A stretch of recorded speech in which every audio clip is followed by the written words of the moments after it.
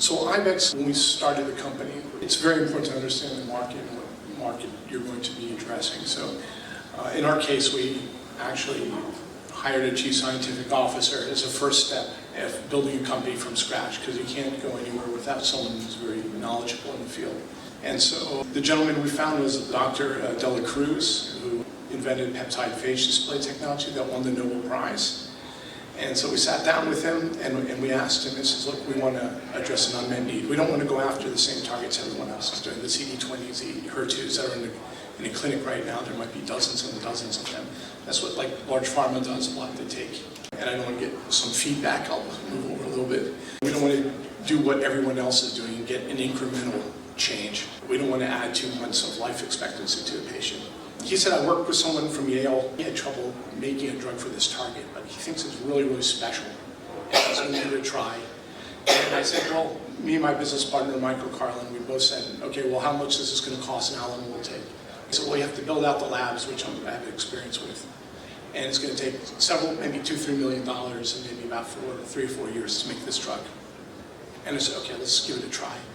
So we pulled the trigger on it. Long story short, the drug is delivered. We finalize all the studies, put it into an animal, and it didn't perform very well. It had 30 or 40% tumor growth inhibition.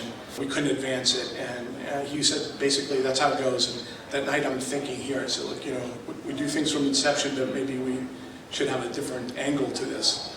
So I met with him, and I said, look, it occurs to me that most patients get chemotherapy as a first-line defense and take colon cancer, second deadliest cancer. He said, yeah, that's right. Standard of care drugs are pretty effective. Even chemotherapy is able to address 65% of that patient population. But the 35% become chemo-resistant. That's why most cancer drugs today don't cure the patient, because the patient becomes resistant to the chemotherapy.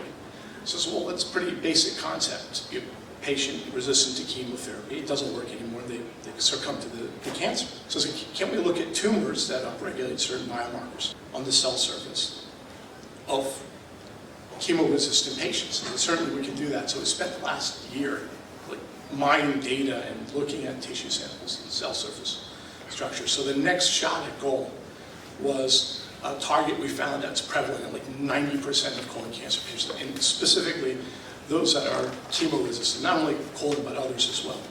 So take another second long story short, we made the drug, we tested animals, and multiple times. And most recently, we did a dose-dependent study. An intravenous dose in an animal completely eliminated a solid tumor with no toxicity. This was only a few weeks ago.